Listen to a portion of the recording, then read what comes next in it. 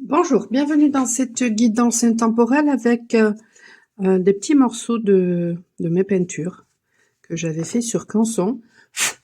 Alors on va regarder quel est le message, tiens, pour aujourd'hui.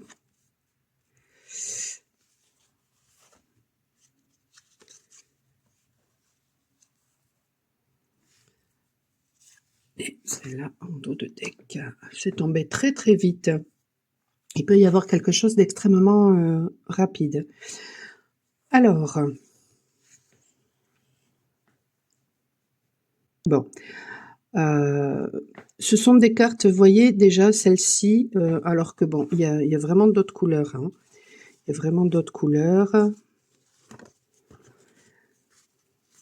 Bon, après, il y en a que, ouais, il y a que trois peintures. Il faudrait que je regarde si j'en ai d'autres pour agrandir le jeu, mais il y a du jaune et il y a du orange essentiellement.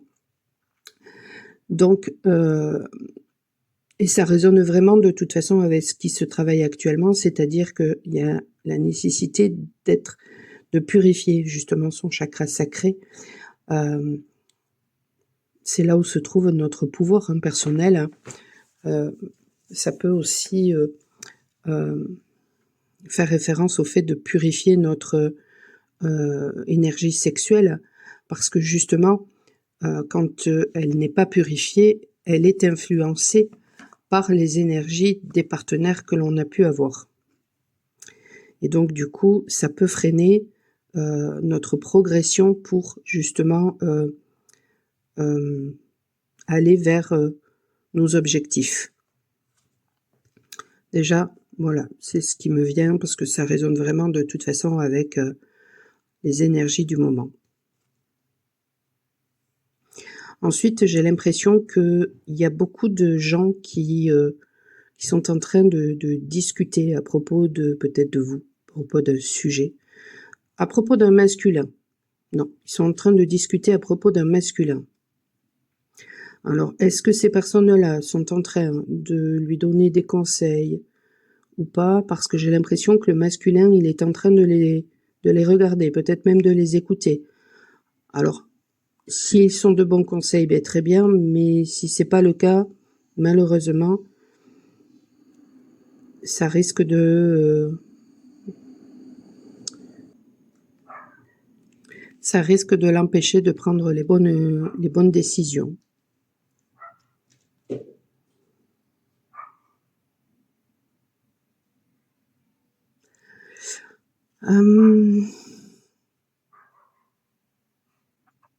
Et d'ailleurs, ce masculin, en fait, c'est comme si finalement, il regardait, il écoutait toutes ces personnes-là, mais au fond, la personne qui l'écoute, c'est plutôt une féminine qui est pas mal dans la légèreté. Je trouve qu'elle est très aérienne.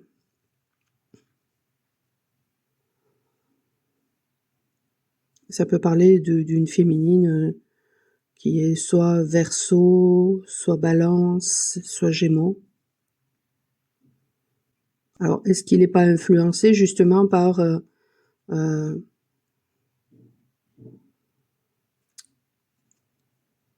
je sais pas qui écouter. Est-ce que j'écoute ces gens ou est-ce que j'écoute cette féminine? T'écoutes qui tu veux, mon gars. À un moment donné, cette féminine, elle est très... c'est quelqu'un de... c'est peut-être quelqu'un qui prend beaucoup de place dans l'esprit de ce masculin. Et je dirais qu'elle est autant dans son féminin que dans son masculin, cette féminine.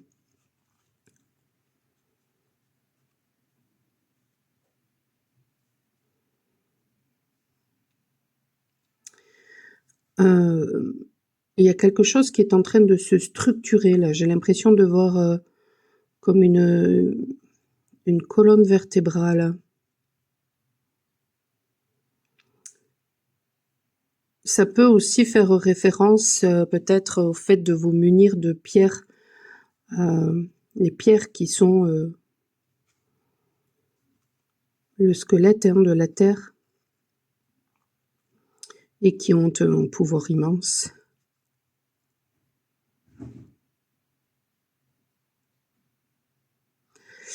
Il y a ouais et ça vous aidera peut-être aussi à alors le fait de vous munir de pierres peut vous aider et donc vous aider à trouver cette sagesse à l'intérieur de vous. Ah non, mais je comprends. Ça peut aussi, faire référence au fait qu'il y a quelque chose qui se structure et donc du coup, quand ça va se réaliser, ça va vous amener, davantage de sagesse, mais je le vois pas comme ça. Je le vois comme, enfin si ça peut aussi, mais je vois surtout, en fait, que ça parle d'une sagesse ancestrale qui va, se manifester justement grâce au fait que peut-être, vous allez être davantage, à structurer les choses, à mettre de l'ordre dans les choses, à solidifier les choses, hem, ou peut-être que le fait de vous munir de pierres, ça va vous aider. Je vais aller voir qu'est-ce que ça me fait là-bas. Non, ça va.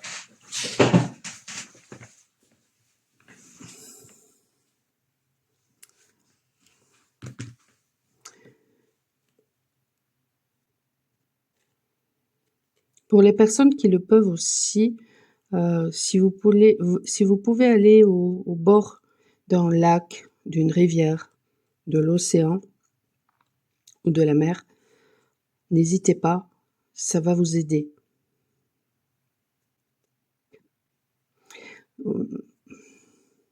Ça me fait penser quand je regarde la carte là dans ce sens-là, ça me fait penser justement, aux énergies actuelles avec, le Poisson, en Saturne là, enfin je crois que c'est Saturne qui est rétrograde et qui sera en Poisson là pendant 6 mois et on a eu ça là il y a quelque temps. Qu'est-ce que j'avais pas aimé. Oh là là là là là. Donc ça me fait vraiment penser à ça. Hem, Ça va nous permettre justement, d'aller encore plus en profondeur pour mettre de l'ordre justement, dans le chaos en fait et de sortir du déni et de façon à reprendre notre pouvoir. Et ça va amener, ouais, heu, là je le vois, avec le regard, ça va amener beaucoup de sensibilité, le fait de voir vraiment les choses autrement, le fait de percevoir ce que l'on ne percevait pas jusqu'à présent, des choses comme ça. Mmh. Cette carte, ça me fait penser à l'ombre et la lumière. Hem, ouais, ça va, comment dire? On va vraiment être poussé à être dans l'équilibre entre justement l'ombre et la lumière.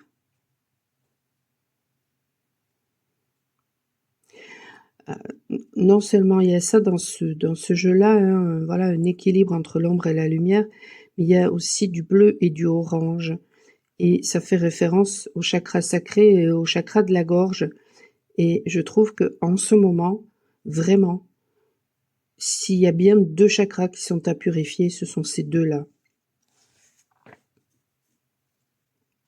Bon, je vois des êtres aussi, des esprits.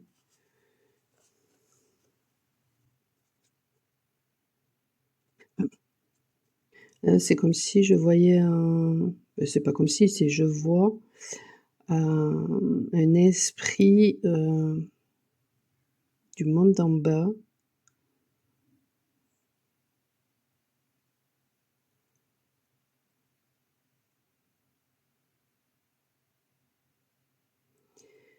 Il y a vraiment une notion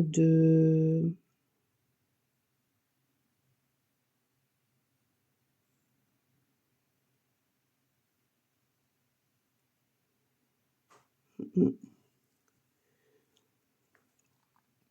Avec, les esprits de parfois, ils peuvent changer d'apparence justement pour, pour nous tester. Parfois, ils ont beaucoup d'humour aussi, donc pour voir si on a de l'humour. Parce que là, ouais, je vois, tellement de choses, je le vois sous la forme d'un hibou, d'une chouette, mais qui tient un sceptre. Hem, donc le hibou, la chouette, ça fait vraiment référence aussi, au fait de voir à à 360°, donc vraiment il y a rien qui échappe quoi, vraiment, hem,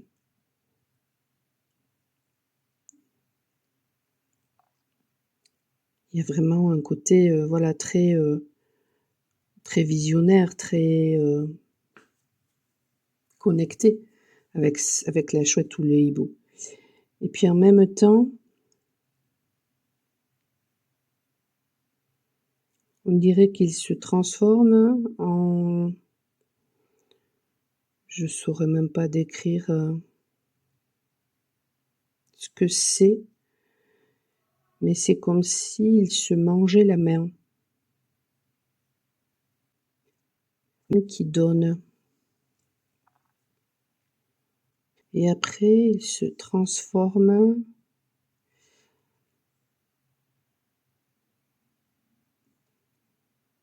je sais pas non plus ce que ça peut représenter. On dirait un être, à la fois, un être à l'apparence, à l'aspect, humain, mais pourtant, on dirait presque qu'il a un bec. Ça pourrait presque ressembler à un oiseau ou alors, il y a quelque chose sur la bouche qui l'empêche de parler.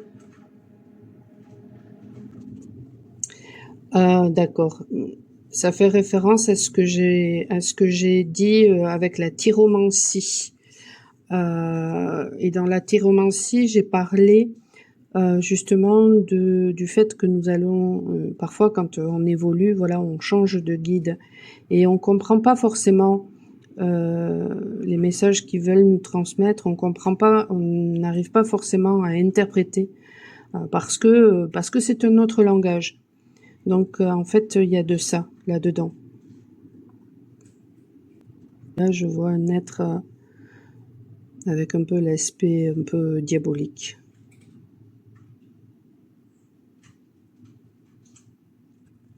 Face à lui, je vois un homme avec les yeux bandés. Enfin, un œil. Il a ouvert un œil, mais l'autre, il est bandé.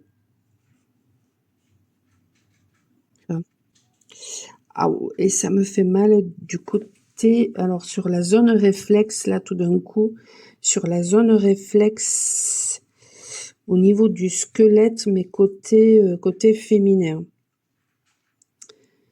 Donc le squelette, j'en ai parlé tout à l'heure, hein, ça fait référence à la structure. Donc il y a un masculin qui se bat contre ses ombres, qui, heu, qui n'a pas encore ouvert entièrement, les yeux.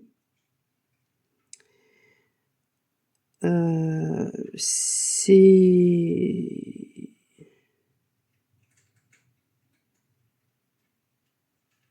il a qu'un œil d'ouvert, l'œil côté masculin, l'œil côté féminin, il est pas ouvert. Tiens, c'est bizarre, logiquement, ça devrait être le contraire.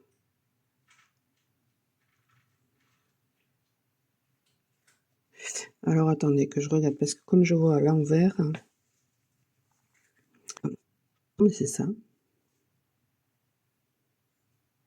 Il y a quelque chose qu'il ne voit pas en rapport peut-être alors à ce moment-là avec sa part féminine ou avec, ou en rapport peut-être à une féminine ou à des féminines autour de lui et du coup, il se bat contre ses ombres et ça impacte féminine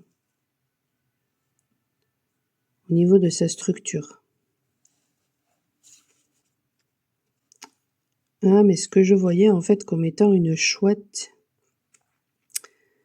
là je la vois plutôt comme une tortue. Comment ça s'appelait? Les tortues ninja, voilà.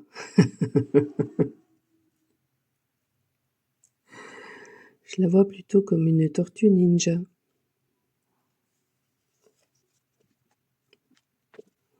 Ah d'accord, je comprends. Il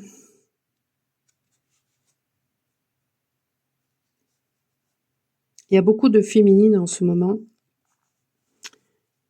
qui veulent la paix et qui ont trouvé ou qui vont pas tarder à trouver cette sérénité, cette paix à l'intérieur. Alors que le masculin, il est toujours en train de vouloir combattre. Donc il se bat contre ses ombres. Et du coup, s'il n'y a pas un détachement complet du côté féminin, eh bien, ça impacte féminine. Forcément, puisqu'en lien.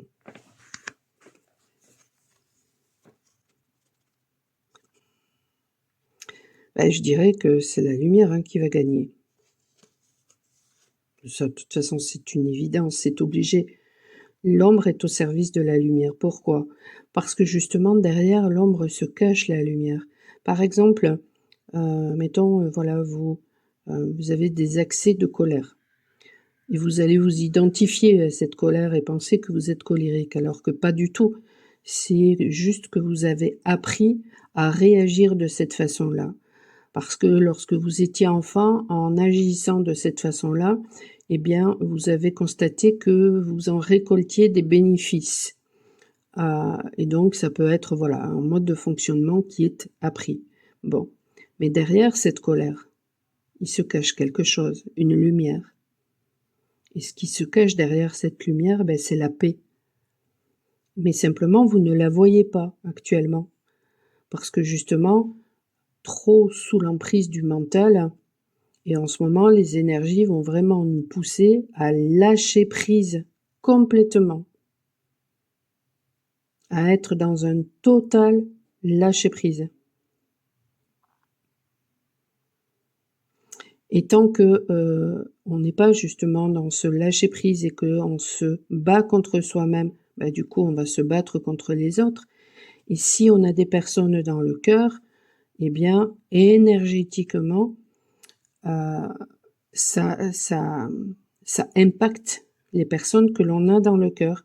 D'où l'intérêt et le fait que nous soyons poussés à trouver notre individuation, non pas pour se détacher dans le sens je ne veux plus t'aimer, mais dans le sens je ne veux plus être impacté par tes émotions qui ne m'appartiennent pas, par tes comportements qui peuvent m'impacter, ou tes non-comportements, tes paroles ou tes non-paroles qui peuvent m'impacter alors que ça ne me concerne pas.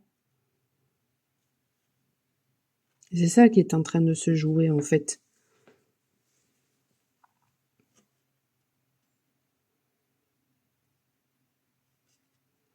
Et donc du coup, quand justement je suis en colère, je vais être en permanence en train de me battre avec les autres, mais parce qu'à l'intérieur de moi, il y a cette dualité. Pourquoi? Parce qu'à l'intérieur de moi, il y a, au niveau de mon ombre, cette colère, et au niveau de la lumière, il y a la paix. Et les expériences de la vie vont faire que elles vont m'amener des situations justement qui vont systématiquement me mettre en colère. Et puis du coup, je vais être toujours voilà dans ce triangle bourreau, victime, sauveur. Et puis à un moment donné, mais ça va devenir infernal en fait, parce que la colère, elle pourra même à la limite se transformer en maladie. Donc on pourra avoir des problèmes au niveau du foie, des problèmes de sinusite, de maladies qui se terminent par it d'ailleurs, des problèmes au niveau du cou, au niveau des mâchoires. Donc bon, au niveau des dents. si c'est, dans le domaine amoureux aussi peut-être. Donc, dans le domaine amoureux par rapport à une personne, mais peut-être même juste par rapport à soi, parce que quand on est en colère, alors que derrière cette colère se cache cette paix, on n'est pas dans l'amour de soi. Parce que ça veut dire que si cette colère, on la projette sur l'autre, en faisant ça, on pense s'en débarrasser, en fait, mais cette colère, elle est à l'intérieur de nous, donc il faut la regarder pour pouvoir la transcender. Et quand on la transcende, ben justement, ça nous permet de comprendre les choses et de l'apaiser.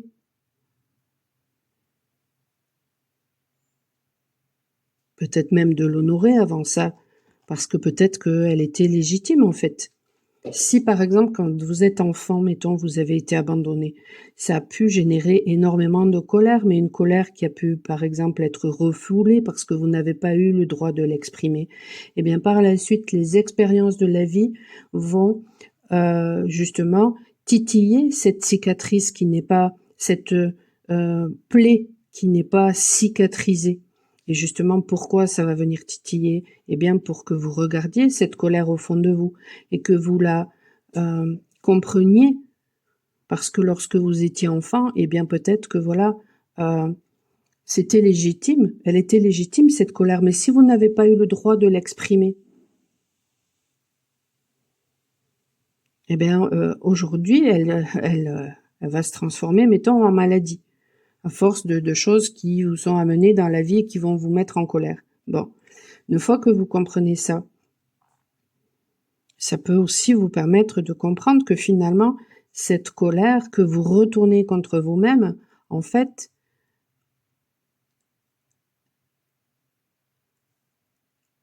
à la base, elle était peut-être dirigée contre le parent qui vous a abandonné, mais vous n'avez peut-être pas osé exprimer cette colère contre ce parent parce que vous vouliez l'amour de ce parent.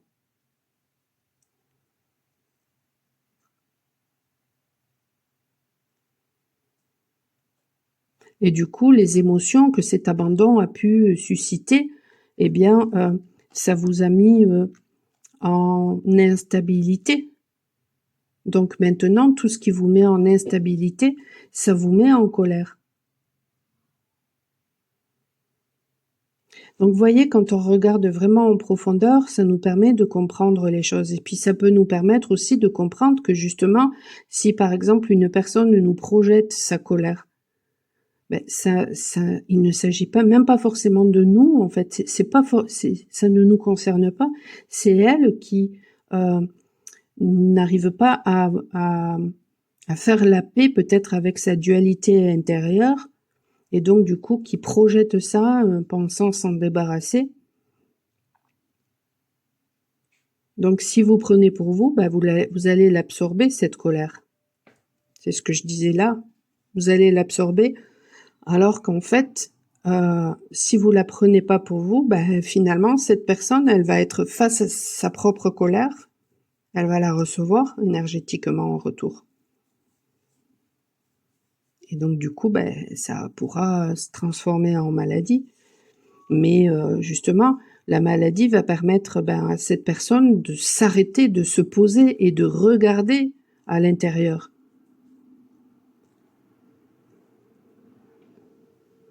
Et de transformer cette colère en paix, de faire la paix avec son passé, avec ses racines. Parce que ce qui a suscité, par exemple, de la colère, mettons ce parent qui a abandonné, ben, ça peut permettre justement de comprendre en fait les raisons pour lesquelles ce parent a abandonné. Peut-être qu'il n'avait pas le choix, peut-être qu'il ne savait pas faire autrement, peut-être qu'il n'a jamais reçu d'amour, donc il n'a pas su aimer correctement. Peut-être il peut y avoir des tas et des tas et des tas de raisons. Mais ça permet surtout de comprendre que si, par exemple, vous avez été abandonné, il ne s'agissait pas de vous. C'était ce parent qui s'abandonnait lui-même, donc il n'a pas su faire autrement.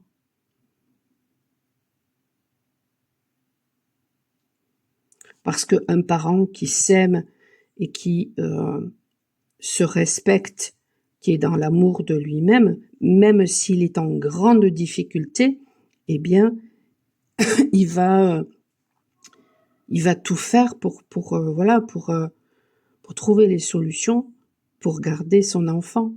Or, le parent qui n'a pas su faire autrement,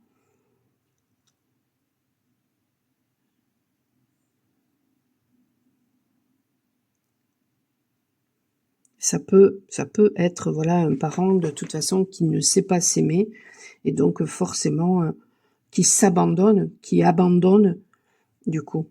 Bon, ce sont des exemples hein, que je donne. Bien sûr, parler de ça en 20 minutes, ça suffit pas. Voilà, et puis c'est selon les cas, bien sûr, si vous êtes dans cette situation-là, ça peut vraiment avoir d'autres explications, d'autres raisons. Mais c'est voilà, c'est juste pour vous montrer le mode de fonctionnement.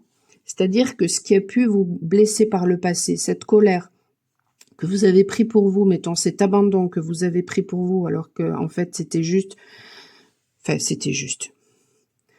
Alors qu'en fait, c'était ce parent qui s'abandonnait lui-même, donc du coup, il vous a abandonné. Et bien sûr, quand on est enfant, eh bien, on ressent ça comme une injustice, comme quelque chose de traumatisant. Et par exemple, moi, mon papa, il s'est suicidé. C'est lui qui s'abandonnait. C'est lui qui n'était pas dans l'amour de lui-même. Mais moi, quand j'étais enfant, j'ai pris ça pour moi. Donc j'ai pris ça pour un abandon. J'ai pris ça pour le fait que ben, s'il a fait ça, c'est qu'il ne m'aimait pas. Alors que c'était faux. C'est lui qui ne s'aimait pas. Vous voyez la différence? Et donc j'avais beaucoup de colère en moi. Donc quand je vivais des expériences qui réveillaient cette colère, qui augmentaient cette fêlure, cette cicatrice, ben, du coup, ça se retournait contre moi.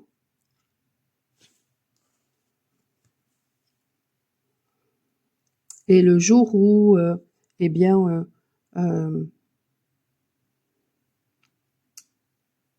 je suis tombée malade, eh bien, j'ai regardé à l'intérieur.